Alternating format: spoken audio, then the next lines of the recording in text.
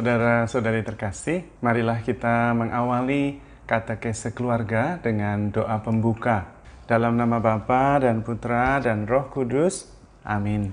Allah Bapa Maha Baik, kami bersyukur kepadamu karena Engkau mengasihi kami. Dan kepada kami Kau berikan keluarga, agar kami bisa belajar menjadi pribadi-pribadi yang dewasa dan mampu mengasihi. Berkatilah kami, berkatilah keluarga kami, agar kami dapat bertumbuh bersama menjadi makin berkenan di hati-Mu, makin mampu mengandalkan Engkau dalam hidup kami, dan makin mampu mengasihi, terutama mengasihi Engkau dan juga mengasihi saudara-saudari kami. Kirimkanlah Roh Kudus-Mu ke dalam hati kami, agar kami mampu menangkap pesan yang ingin Engkau sampaikan kepada kami. Semoga melalui katekese ini, kami bisa menjadi lebih bertanggung jawab atas hidup kami, juga tanggung jawab kami terhadap keluarga. Dan bantulah kami juga, keluarga kami, agar dapat menjadi kesaksian yang hidup akan kebaikan kasih-Mu kepada kami. Semuanya ini kami haturkan kepadamu dengan pengantaraan Kristus, Tuhan kami. Amin. Dalam nama Bapa dan Putra dan Roh Kudus. Amin. Saudara-saudari terkasih, katekese keluarga kali ini saya mengambil tema saling percaya dengan taat melaksanakan kewajiban dan tanggung jawabnya dalam keluarga. Sumber inspirasinya dari Injil Matius bab 21 ayat 28 sampai dengan 32. Saya akan membacakan Injil yang menjadi inspirasi katekese keluarga kali ini. Tuhan sertamu dan sertamu juga. Inilah Injil Yesus Kristus menurut Matius. Dimuliakanlah Tuhan. Perumpamaan tentang dua anak. Apakah pendapatmu tentang ini? Seorang mempunyai dua anak laki-laki. Ia pergi kepada anak yang sulung dan berkata, "Anakku, pergi dan bekerjalah hari ini dalam kebun anggur." Jawab anak itu, "Baik, Bapa." Tetapi ia tidak pergi. Lalu orang itu pergi kepada anak yang kedua dan berkata demikian juga. Dan anak itu menjawab, "Aku tidak mau." Tetapi kemudian ia menyesal, lalu pergi juga. Siapakah di antara kedua orang itu yang melakukan kehendak ayahnya? Jawab mereka, "Yang terakhir." Kata Yesus kepada mereka, "Aku berkata kepadamu, sesungguhnya pemungut-pemungut cukai dan perempuan-perempuan sundal akan mendahului kamu masuk dalam kerajaan Allah. Sebab Yohanes datang untuk menunjukkan jalan kebenaran kepadamu, namun kamu tidak percaya kepadanya. Tetapi pemungut-pemungut cukai dan perempuan-perempuan sundal percaya kepadanya. Dan meskipun kamu melihatnya, tetapi kamu tidak menyesal, dan kamu juga tidak percaya kepadanya." Demikianlah Injil Tuhan. Terpujilah Kristus. Dalam bacaan Injil yang baru saja kita dengar, Tuhan Yesus menggunakan perumpamaan tentang dua orang anak dan ayahnya. Ayahnya meminta kepada anaknya untuk bekerja di kebun anggur milik keluarga. Itu berarti bahwa ayahnya percaya kepadanya. Ayahnya percaya kepada anaknya, maka dia meminta anaknya untuk bekerja di kebun anggurnya. Ayahnya juga selain percaya, mau melibatkan anaknya untuk bekerja di kebun anggur yang memang milik keluarga. Bisa dibayangkan bahwa kebun anggur keluarga itu justru yang menghidupi mereka. Mereka bisa hidup, berpenghasilan, karena mempunyai kebun anggur yang dirawat dengan baik. Buahnya diolah, dipetik pada waktunya, tidak dibiarkan rusak. Dan karena itu mereka bisa hidup. Ayahnya mengingatkan bahwa anak-anak juga ikut bertanggung jawab atas nasib kebun anggur yang memberi mereka penghidupan. Namun ada dua reaksi yang berbeda yang kita bisa lihat dalam bacaan Injil kali ini. Reaksi anak yang pertama, dia menjawab ya, tapi tidak pergi. Itu artinya jawabannya hanya di bibir saja, tidak sungguh-sungguh dilaksanakan. Sedangkan anak yang kedua menjawab, "Saya tidak mau," tetapi menyesal, lalu pergi ke kebun anggur. Dua jawaban ini konsekuensinya berbeda sekali, karena pertama ayahnya percaya kepada anak itu. Tetapi anak pertama tidak bisa diandalkan dan tidak bisa dipercaya. Maka akibatnya bisa saja, misalnya anggur yang sudah waktunya dipetik, dipanen, tidak dipanen. Bisa rusak, lalu bisa tidak berguna. Dan efeknya bisa seluruh keluarga terkena dampaknya. Karena itu, relasi di antara mereka sangat tergantung pada trust, kepercayaan, mengandalkan satu sama lain. Kalau sudah saling mengandalkan tapi kemudian tidak bisa dipercaya, kacau semuanya. Dan ini sungguh serius. Kerugian bagi keluarga itu bisa sangat besar karena anak yang harusnya bisa dipercaya tidak menjalankan kepercayaannya itu. Sedangkan anak yang kedua menolak permintaan ayahnya, tetapi akhirnya menyesal dan pergi melaksanakan perintah ayahnya. Mungkin awalnya ayahnya kecewa karena mendapat penolakan, tetapi akhirnya dia mengerti bahwa anaknya pergi. Dan itu lebih penting karena kemudian akibatnya tidak sebesar kalau tidak menjalankan perintah ayahnya. Dia pergi ke kebun anggur, mengurus kebun anggur keluarga, menanam atau memanen tepat pada waktunya, mengolahnya sehingga tidak ada yang sia-sia. Dan itulah yang diharapkan dari pihak kita. Kita hidup berdasarkan kepercayaan satu sama lain, mengandalkan satu sama lain. Apalagi keluarga, maka kita juga harus bisa diandalkan dan bisa dipercaya. Mengikuti perintah Bapa dalam hidup yang nyata tidak hanya sekedar di bibir saja, tetapi justru harus menghasilkan buah yang nyata dalam tindakan yang konkret. Dan ini sangat menentukan, terutama dalam hidup berkeluarga. Dan memang sebetulnya bukan hanya di dalam hidup berkeluarga, tetapi di dalam segala kehidupan kita sebetulnya hidup berdasarkan saling percaya. Maka terutama keluarga harus bisa saling percaya dan yakin bahwa kepercayaannya bisa diandalkan. Kalau tidak, relasi keluarga bisa kacau balau. Seluruh bangunan keluarga bisa runtuh karena memang setiap relasi berdasarkan kepercayaan. Di dalam relasi kita mengandalkan satu sama lain. Kalau tidak ada itu, relasi tidak ada, kesatuan keluarga tidak terbangun, dan tentu rumah tangga bisa kacau, bisa rusak bahkan. Dalam hidup yang lain pun kita hidup berdasarkan kepercayaan pada janji. Bahkan dalam relasi sehari-hari yang tidak terucap pun kita sebetulnya hidup berdasarkan janji. Bahkan dalam jual beli, misalnya jual beli barang, kursi misalnya. Itu adalah sebuah janji bahwa kursi ini fungsinya seperti ini, seperti ini, kualitasnya begini. Dan karena itu kita membayar yang dijanjikan itu dengan sejumlah uang. Kalau kemudian kita sudah membayar dengan sejumlah uang, tetapi kursi yang kita terima tidak seperti yang seharusnya seharga uang itu, maka kita merasa seperti tertipu atau tidak dipenuhi janjinya seperti yang diiklankan. Nah, dalam hal ini hidup kita sebetulnya sepenuhnya berdasarkan janji. Tetapi keluarga itu sangat jelas. Karena setiap keluarga berawal dari janji suami istri. Itu yang membentuk perkawinan. Janji perkawinanlah yang membuat mereka suami istri. Dan karena itu kemudian muncullah keluarga. Maka keluarga adalah hidup berdasarkan janji. Nah, kalau tidak bisa dipegang janjinya, tidak bisa dipercaya janjinya, seluruh bangunan keluarga itu runtuh. Karena pada waktu menikah dulu, saya akan coba membacakan janji perkawinan.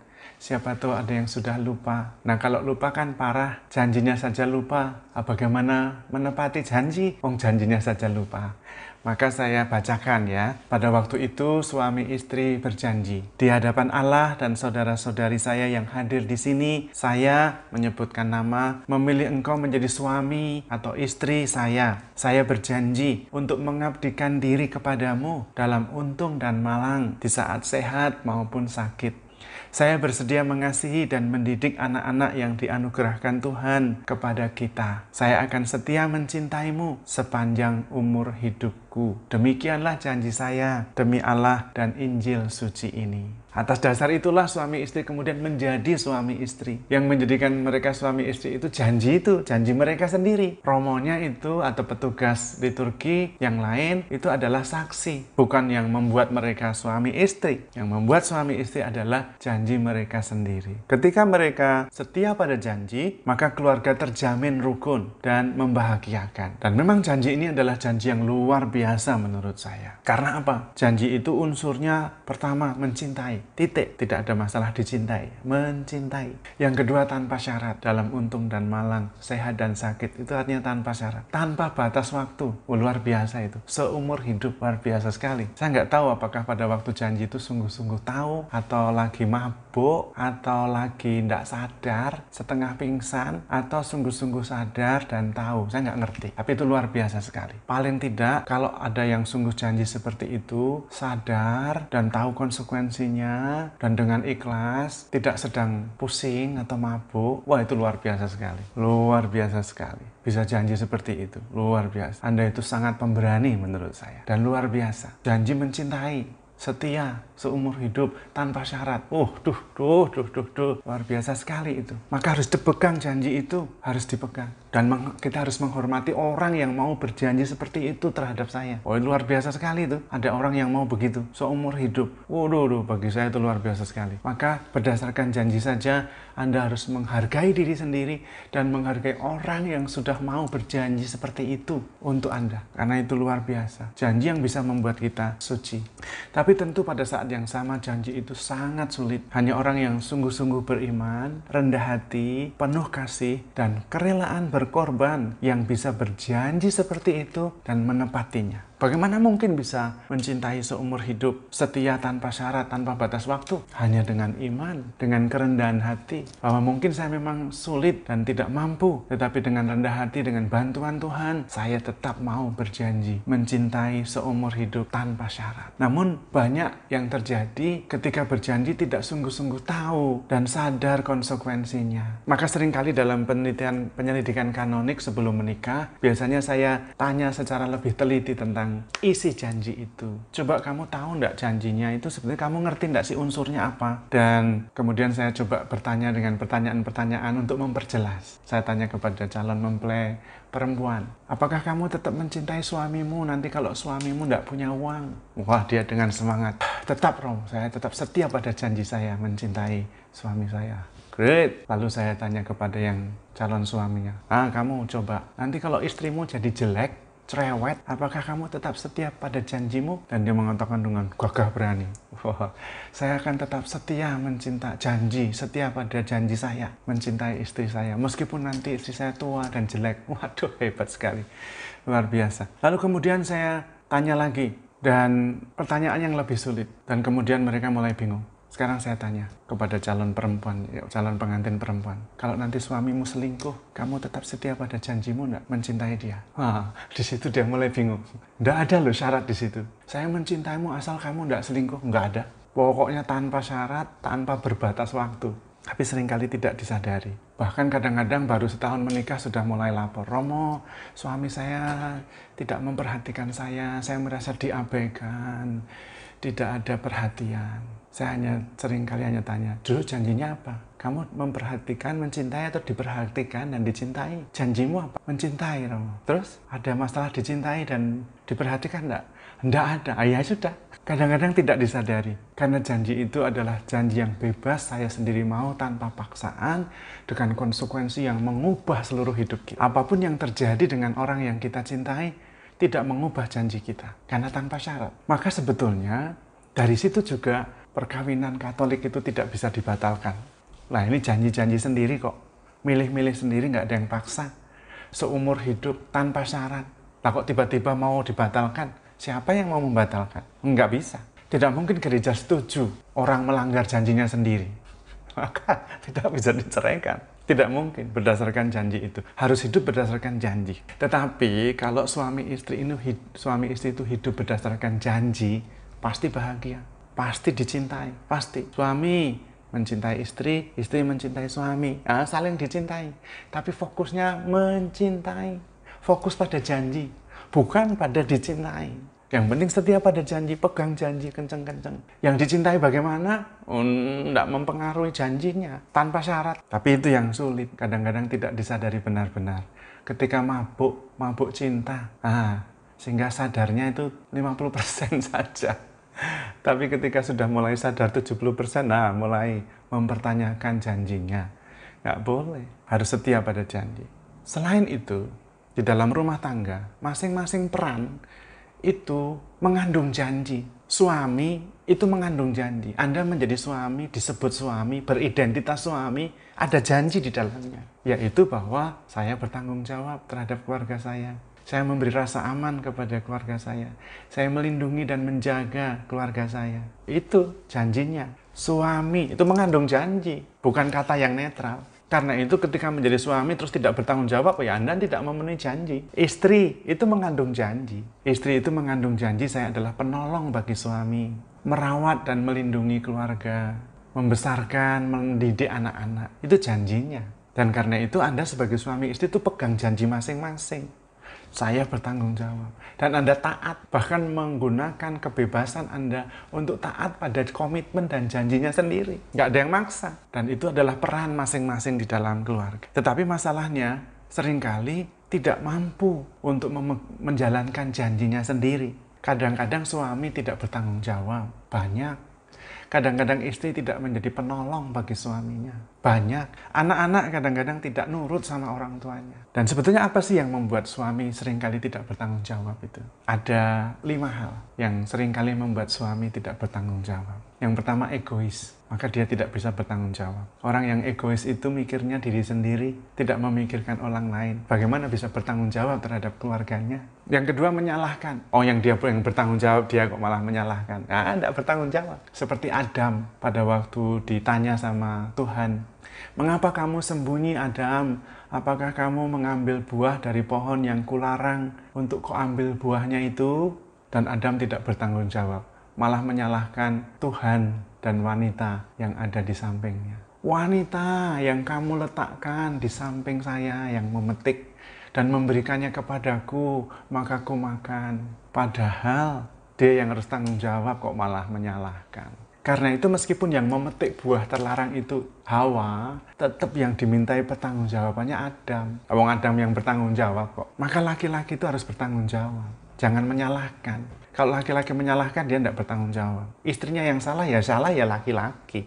Anaknya salah ya salah yang bapaknya. Tidak bisa anaknya tidak naik sekolah, cuma kamu ini tidak bisa mendidik anak. Ya.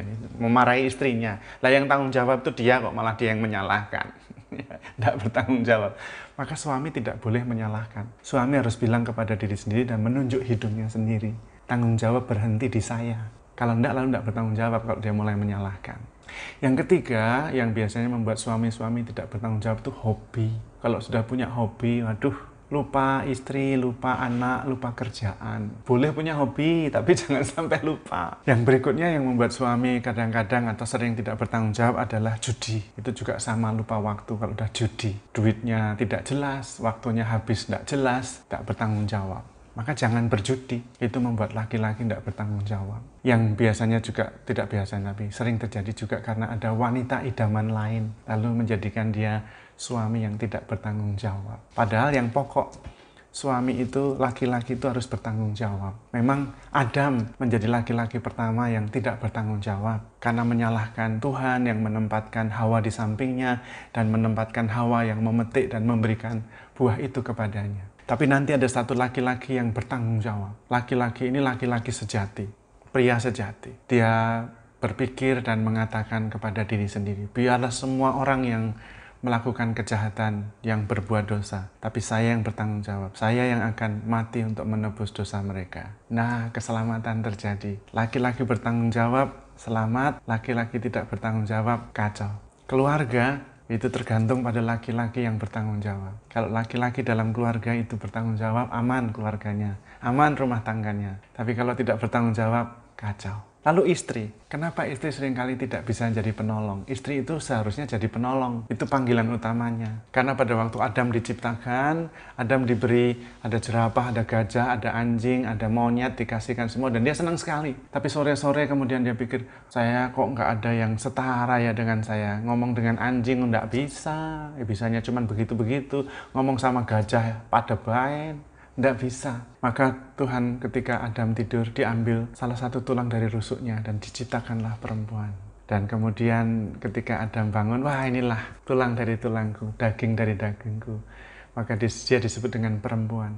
Dia akan menjadi penolong yang sepadan. Maka istri itu penolong bagi suami. Tapi seringkali peranan itu, janji itu tidak dilaksanakan. Apa yang seringkali membuat para istri itu gagal menjadi penolong? Pertama, dia harusnya jadi penolong, tapi malah jadi hakim. Yang dihakimi suaminya, harusnya ditolong malah dihakimi, yang tidak jadi penolong. Maka istri-istri jangan menghakimi suami. Suami itu tidak boleh menyalahkan istri, tapi istri tidak boleh menghakimi suami. Kalau suami salah, ditolong, jangan dihakimi. Yang kedua, para istri itu harusnya jadi penolong, tapi kebanyakan malah jadi ahli sejarah. Yang dicatat itu keburukan suami, tindakan-tindakan suami yang menyakitkan tuh didata lengkap. Yang minggu lalu masih lengkap dengan data-datanya, bulan lalu masih lengkap dengan data-datanya, tahun lalu masih lengkap itu kesalahan suami plus data-datanya. 10 tahun yang lalu pun masih diingat dengan data detail.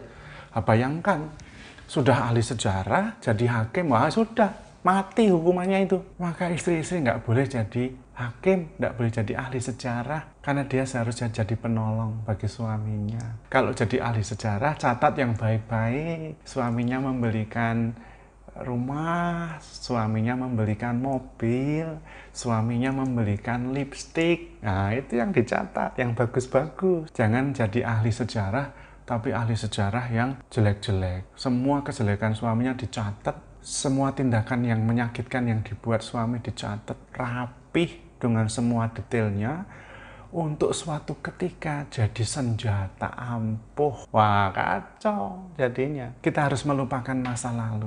Jangan mengingat-ingat dosa masa lalu. Move on. Kalau tidak, kita bisa jadi seperti istri Lot yang menoleh ke belakang terus jadi tugu garam. Karena memang para wanita dan istri itu dipanggil untuk jadi penolong bagi suami. Dan itulah janji yang termuat di dalam identitas entah suami, entah istri. Suami itu janjinya bertanggung jawab, istri itu janjinya penolong. Dikatakan atau tidak, itu melekat pada identitasnya. Dan rumah tangga berdasarkan pada janji itu. Maka memang harus sungguh-sungguh pegang janji. Yang ketiga yang membuat para istri itu tidak bisa jadi penolong bagi suaminya adalah para istri sering merasa lebih bijak dari suaminya. Nah, suami saya itu seperti anak kecil. Nah, keluhan para istri itu semuanya gitu. Dia merasa lebih bijaksana. Tapi sebetulnya memang ada benarnya. Laki-laki itu selalu ada unsur main-mainnya terus.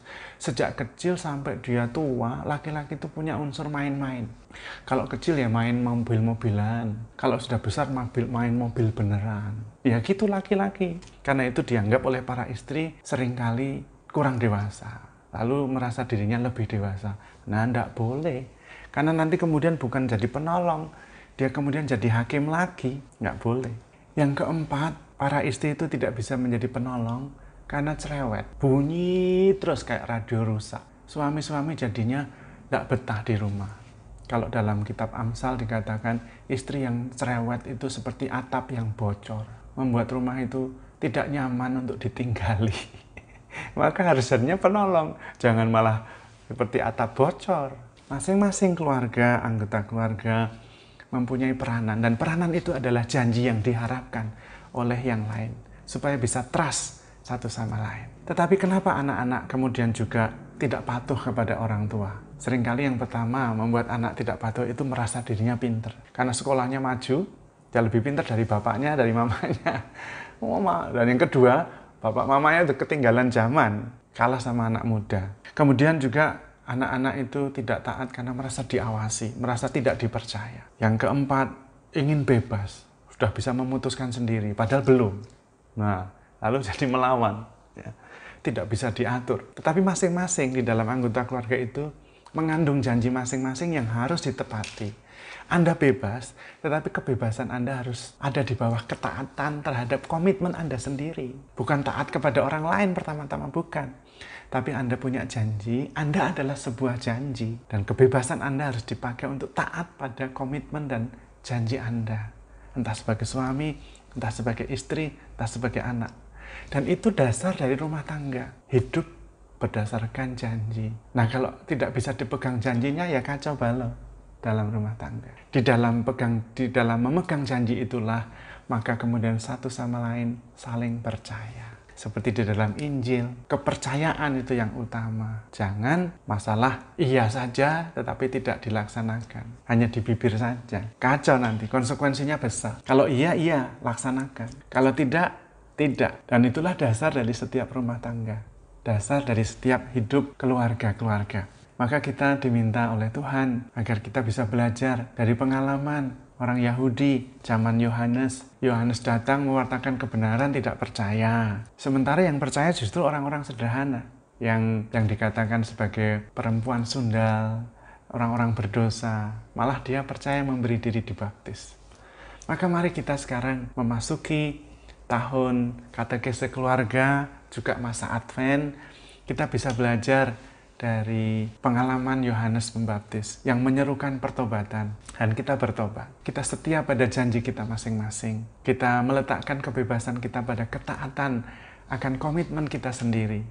Karena kita adalah janji. Suami adalah janji bagi istri dan anak-anaknya. Janji, tanggung jawab, perlindungan, kasih. Istri adalah janji bagi suami dan anak-anak. Penolong, penghibur, sekaligus juga yang memelihara dan mengurus rumah. Setiap pribadi dan peranan dalam rumah tangga mengandung janji yang harus ditepati. Dan untuk itu, kita sungguh-sungguh bisa membangun rumah tangga. Kalau tidak bisa dipegang janjinya, tidak bisa dipercaya, kacau balau. Kesempatan bagi kita hari ini untuk setia pada janji masing-masing. Karena janji itulah yang menyelamatkan. Dan saya juga mengajak kita semua, terutama para suami, untuk bisa menjadi pendoa. Yang mengajak seluruh rumah tangga berdoa, bersatu dalam doa. Karena kekuatan doa bersama luar biasa. Bisa menyelamatkan keluarga dan seluruh dunia bahkan. Dan karena itulah perkawinan disebut sakramen. Karena Tuhan ikut terlibat di dalamnya. Menguduskan, mengampuni, memulihkan kembali. Pada kesempatan ini kita bersyukur. Gereja memberi kesempatan akan adanya katekese keluarga. Bertepatan dengan masa Advent. Supaya dalam menanti-nantikan itu kita tetap berpengharapan. Dan kita bisa menjadi harapan kalau kita memenuhi janji kita masing-masing, setia pada komitmen yang sudah diucapkan dan melaksanakannya dalam tindakan yang nyata, bukan hanya manis di bibir saja. Kita mohon rahmat Tuhan. Marilah sekarang kita mendoakan doa novena kepada keluarga kudus Nazaret. Dalam nama Bapa dan Putra dan Roh Kudus. Amin. Yesus, Maria, Yosef, terangilah kami, lindungilah kami, selamatkanlah kami. Yesus, Maria, Yosef, kepadamu kami serahkan hati, jiwa, dan hidup kami. Yesus, Maria, Yosef, dampingilah kami dalam sakrat maut kami. Yesus, Maria, Yosef, semoga jiwa kami beristirahat dengan tentram besertamu. Semoga dalam segala hal terjadilah kehendak Tuhan yang maha adil, maha tinggi, dan yang dimuliakan dalam segala abad. Amin. Dalam nama Bapa dan Putra dan Roh Kudus. Amin.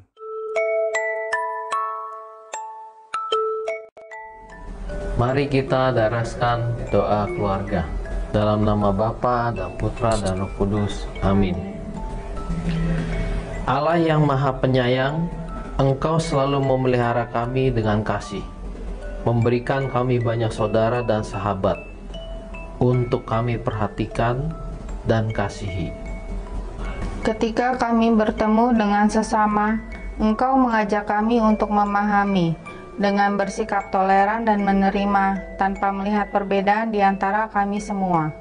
Engkau memberi pengertian kepada kami tentang sesama yang selalu mengisi cerita iman kami. Engkau hadir dalam kebersamaan dan empati, supaya kami dapat mengembangkan kasih itu pada siapa saja. Jadikanlah persaudaraan kami menyemangati dan mendukung. Berikanlah kami selalu hati yang gembira, agar bertetangga menjadi asik dan menyenangkan, dan persaudaraan kami saling menguatkan.